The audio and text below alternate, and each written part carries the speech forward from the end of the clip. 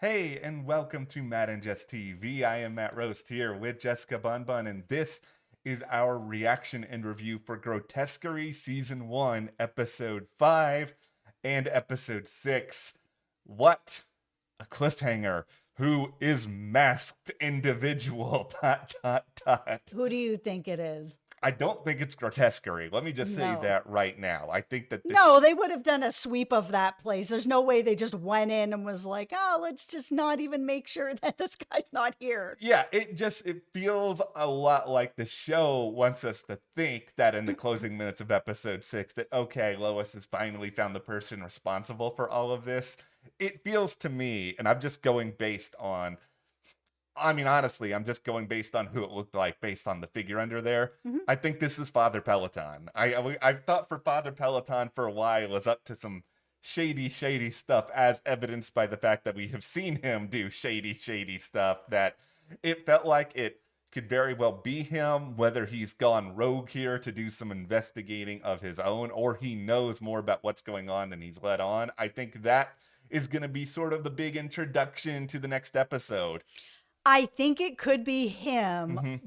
but I think that it's him in her mind. And we're going to get much deeper into that whole sort of theory that's been out there for a while that Lois is in a coma. It is not Marshall that is in the coma. It is Lois that is in the coma. I've seen it here in the comments and people have been talking about it online.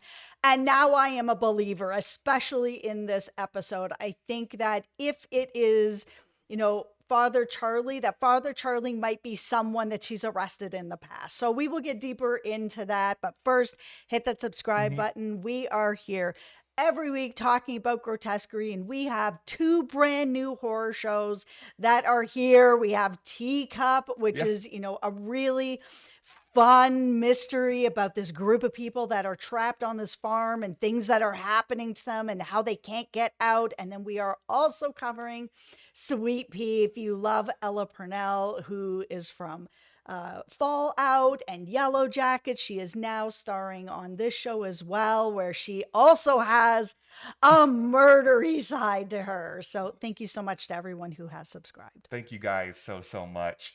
Also, be sure to join our Patreon. We have a link in the description below, and over there we are covering exclusively the Penguin. So for those of you who love Oz Cobb and his misadventures over on HBO, it's a really good show. We highly suggest you check that out, and thank you so much to our patrons for your support. Okay, is Lois in a coma? Is she the one that's in the coma and it is not Marshall? I think yes. I feel really confident that all you guys out there that have been saying that since the beginning are absolutely right. There has been all these little threads, especially in this episode, where I was just like, this can't be real. Like, I have felt like Nurse Red was never real because she's so specific in what she's saying to Lois. And I know they tried to have her come in and basically be like, I was one of the people that was having an affair with your husband. I was in love with him. I went to his classes and please forgive me. And they're trying to hide what's going on, but she has never fit with this show. I just have been like, how is she here? And how is she treating Lois the way she is and doing these things to Marshall and not getting arrested? There are so many people that are doing so many things that are not getting arrested. And I'm like, why? Why is Lois not slapping the cuffs on anybody? And I think it's because she's unable to, because she is the person in the coma. So we had that whole beginning scene at the motel where someone's getting drowned, someone's getting shot, like there's a car crash, everything's on fire. I'm just like, what's happening to, the nun Megan? I'm like, this is crazy, everything that's happening here. This cannot be a thing that's happening. Lois at one point was on the phone with Nurse Red as all this chaos was going around her. And she was kind of paying attention and kind of not paying attention. At one point, she says to Lois, you're not getting better. And Lois is like, what do you mean? And I'm like, oh, she's definitely in the coma. All the people out there that think she's in the coma, absolutely, that's what's happening. That she's hearing the nurse being like, you're not getting better. And she's like, what are you talking about? I'm fine. Then we have Megan also says at one point, she starts like praying, and Lois asks her, is this the last rite? So I kind of wonder if the nun is actually at the hospital with Lois while she's in the coma. It's just, we've also heard like the beeping of the hospital machines throughout the whole show. Like when she was talking to Marshall, and then we started hearing that beeping. I'm just wondering if it's her hearing that own beeping, and Lois thinks someone's trying to kill her. Maisie's using words like, you're vulnerable to infection. I'm like, stop it. There's no way that these words are being used unless she's kind of hearing them around the hospital, even on the phone where she's talking to Grotesquerie. She's like, I'm not afraid of dying. Quote, I'm fully awake now. And I was like, oh, okay, they're putting more and more and more. So here's my tinfoil hat theory. I'm adding to all your guys' theory about the coma. I think that she ended up in this coma because of a fire. So the very, very, very first shot of this entire series is a curtain on fire. And she's having this dream, and then she wakes up and the curtain's not on fire anymore.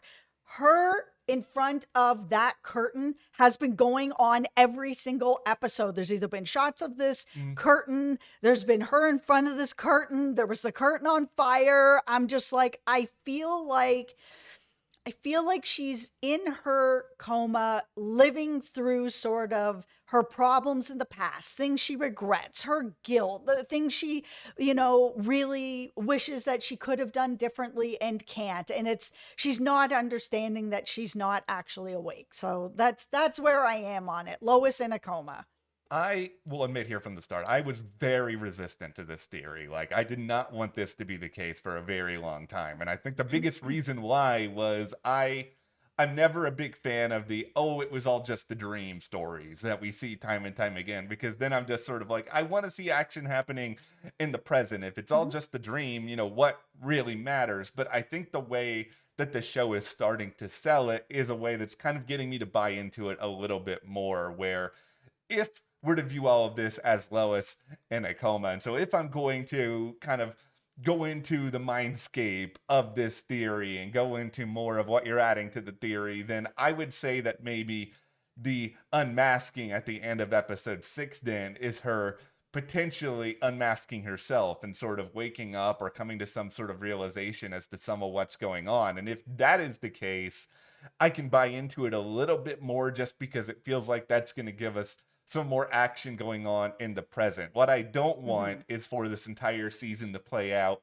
and then in the very end of episode 10, it just is, it's all just a dream. None of it really matters. Because then at that point, I'm going to be like, okay, well, clearly Lois has gone through some you-know-what, and I got that from this show. But what else am I getting from the show? The biggest bit of evidence, I guess I would add to everything you've said and everything that people have sort of said out there online, is that Courtney B. Vance is a legend. Like, this guy is the real deal.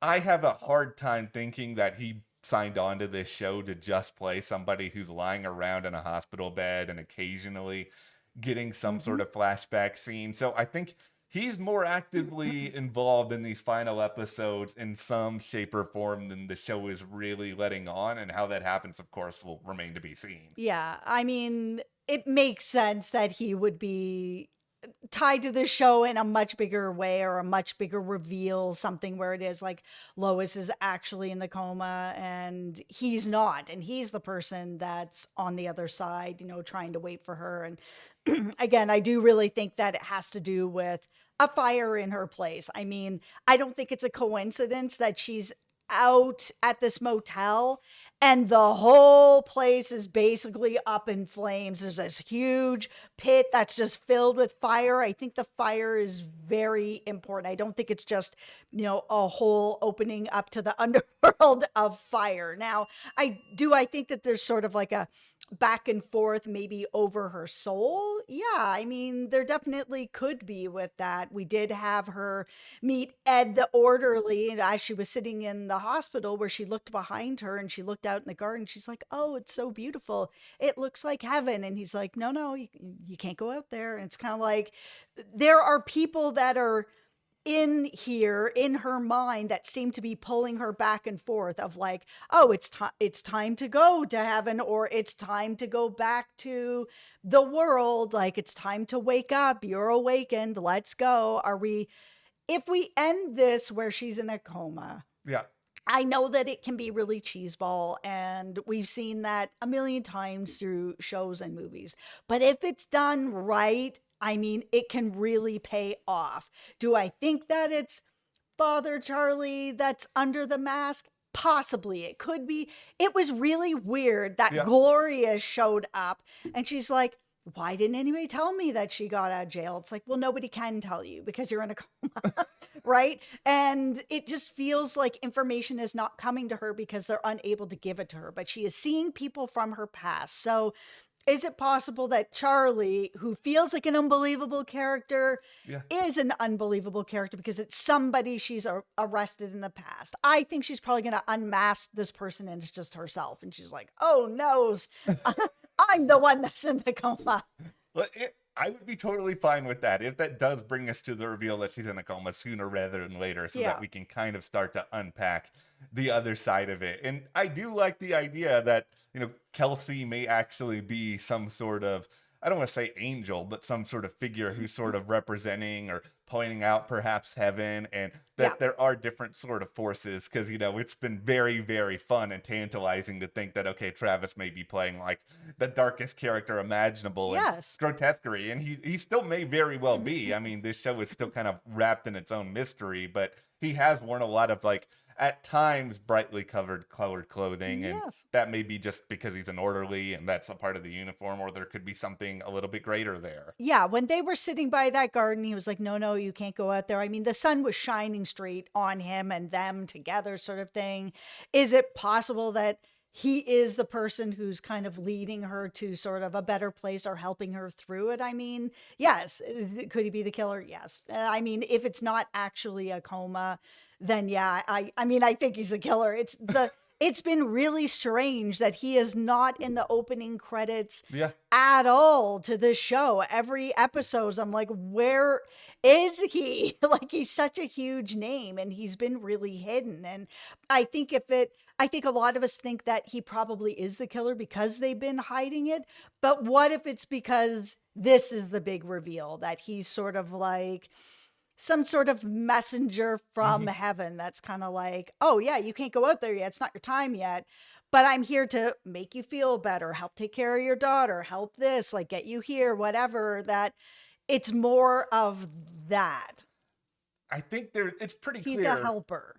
Something is going on here that's particularly odd. I mean, the coma theory is the one that's the most compelling at this point, mostly just because of all the evidence you've laid out, the Courtney v. Vance of it all. Like, even if you are to sort of sit here and say that, okay, maybe Lois is alive and is in the present, then at the same time, I would argue that, all right, then either things that are going on around her are imaginary, or she is playing out some things that she's done in the past while in the present. She's starting to unravel in some shape or form that way. Because, like, one thing that was really striking to me in watching this episode and even watching a little bit of the preview, and this is something that, we've seen in the comments as well, and we've talked here and there about how Nurse Red isn't real, about how Travis may not be real. I think it's pretty clear a lot of these characters may not be real, because she talks to both her daughter and Travis. And I know I keep calling him Travis, her daughter and Ed. Like, even when they're in the same room together, she talks to each one of them almost as though the other one isn't there. And there's something very odd about that. Like, they're both sort of like these separate constructs. Yeah, and I've seen in the comments a lot as well that a lot of you don't think that the the daughter is alive. And I mean, if the only person we've really seen her talking to outside of Lois is Ed, and Ed's not real, Yeah. and he's sort of maybe this messenger from heaven, then she's gone too. And it's possible that if there was a fire in the house and maybe Marshall is still alive, but Lois is in the coma, maybe the daughter didn't make it. It's also odd to me that these characters just seem to kind of like come and go in the blink of an eye, where we have these big scenes with the daughter, with that, and then you fast forward a little bit to these episodes. They're barely in these episodes at all. And I was just sort of sitting back and being like, okay, the instant reaction to this is, all right, Swifties aren't going to be happy with how much Travis is in these. But no, the bigger picture here is just like, okay, well, clearly these characters aren't convenient or needed for Lois at this time. Is it just that they're off doing their own thing, or is it just that like she's conjuring other people up at the moment because these other people are what she actually needs to get to the bottom of this? Like, in order to solve this case, does she need to actually view everything in the darkest lens imaginable, and that's how she's actually able to get answers? Yeah, if she's in a coma, maybe she needs to get to the end of this case to then be able to let go, like the case in her mind sort of thing. I just feel like, especially after the beginning of that first episode, that motel scene was so bonkers that it just feels like it's not a real thing that's happening. That guy with the girl in the pool, I'm just like, why is nobody getting arrested? This doesn't make any sense anymore. This is so unbelievable that one of two things are happening. This is all in her mind. She is in a coma. A lot of it is some sort of a manifestation or hallucination that's going on. For some other reason, she's either having some sort of mental illness, or because of what's going on with her drinking, or a combination, or something is going on in real life where she's unable to put things together. It's all so complicated, but mostly just because of how we're seeing different characters react to all of this. Because we see Megan in these scenes around the hotel, like she's being particularly reactive, and she's being reactive in a way in which Lois is on the phone while she's doing some of it. So it doesn't feel directly like, okay, this is Lois guiding her to do some things, unless this is Lois imagining that Sister Megan is off doing these things while she's on the phone, because she's sort of imagining things going to this level, when in reality, maybe what's actually happening at the hotel is 1/10 of what actually did. I will admit, even just starting these two episodes, I was very much like the Donald Glover Community meme, was showing up with the pizzas and then looking around and everything is on fire, everything is good. Just my job was just, how is this the first 10 minutes of this episode? I'm just sitting here being like, I'm gonna watch some Grotesquerie, guys. I know it's gonna be bad, but it's gonna be the old world is ending in the first 10 minutes. I saw you post that on Twitter. I was laughing. It was so funny. I just didn't understand how we got to this point so quickly. And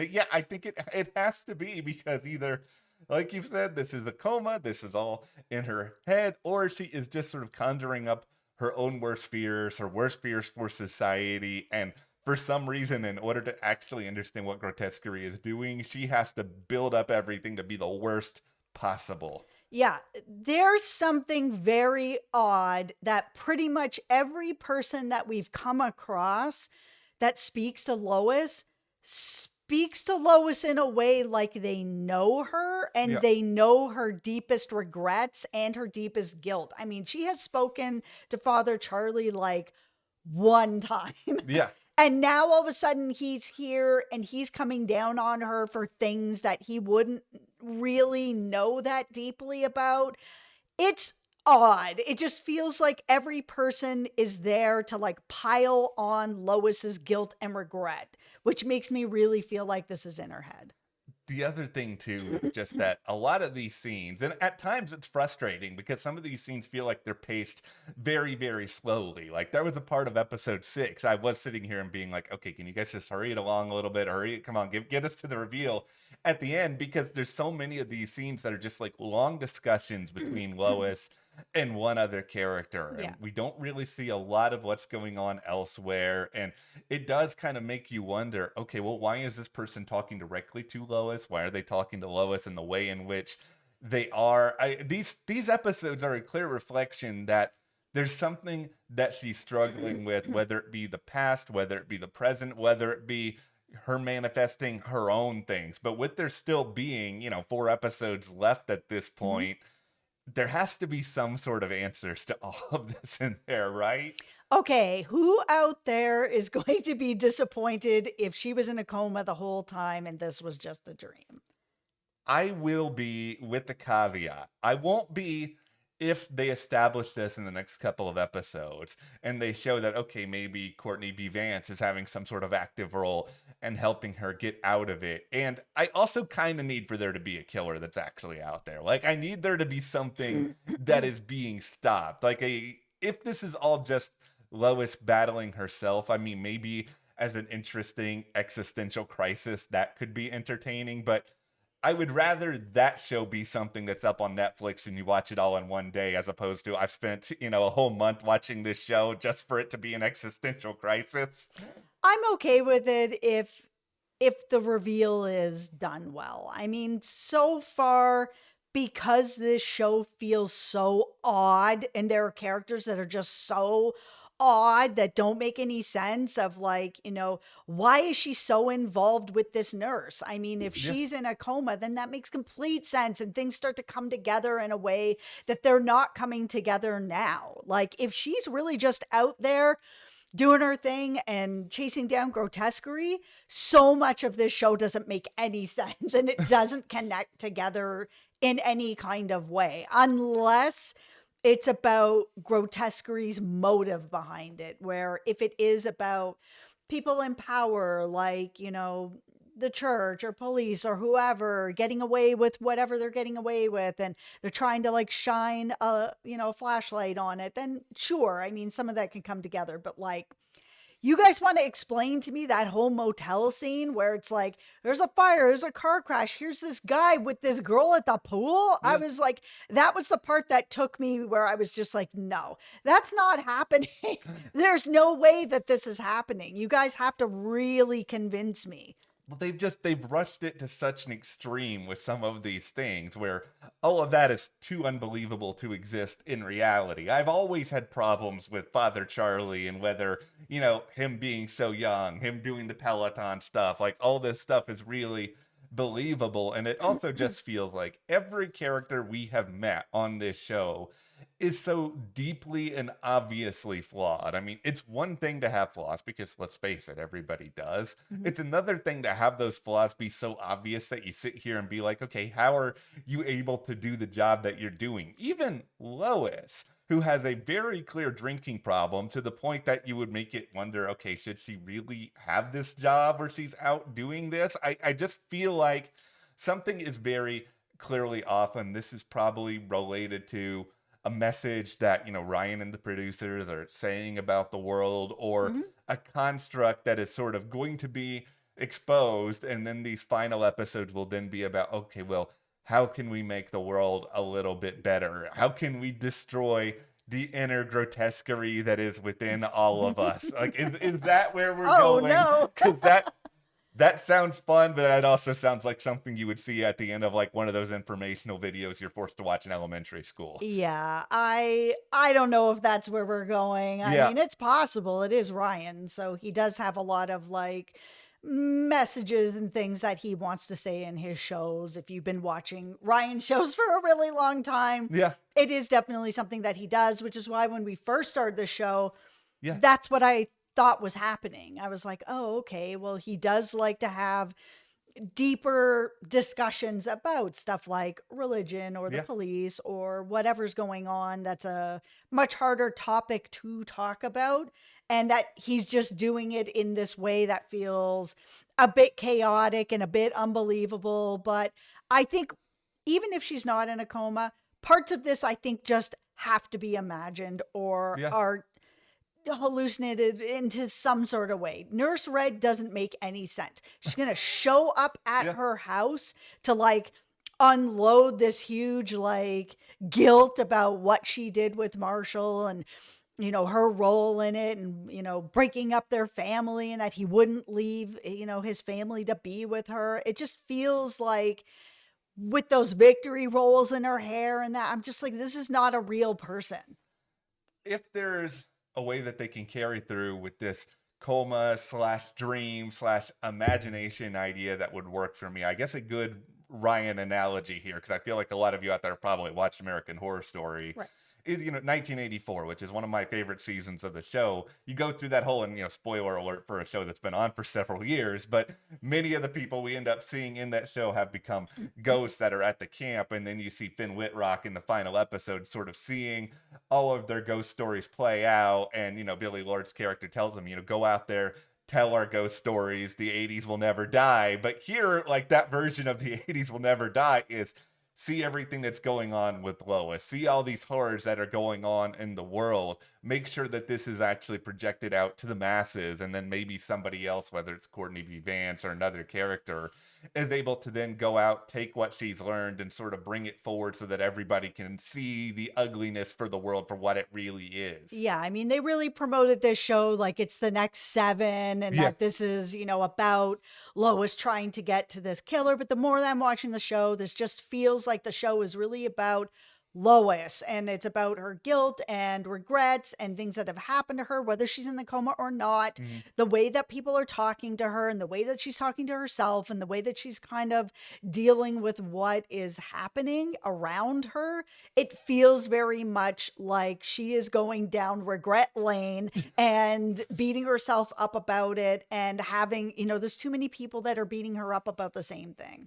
Yeah, I mean, it's a very engaging show with this whole coma twist. I'm very worried that there's not going to be a season 2. I don't know how you do any more of this. That's okay. I'm okay. Listen, we're in like this era where there's limited series, but if they do well, now it's season 2 and 3 coming in, right? But I'm okay if they just have a complete story to tell me. That's okay. Well, I'm very excited to see where they go from all of this, especially the other side of this unmasking whatever in the world that is. So, stick with us. Be sure to hit that subscribe button so you guys do not miss any of our other Grotesquerie coverage. As Jess set up earlier, we're also covering some other exciting horror tinged shows, including Teacup, as well as Sweet Pea. So be sure to check those out. Join our Patreon. That link is in the description below. We're covering The Penguin exclusively over there. So thank you so much to all our patrons. We'll see you here next time.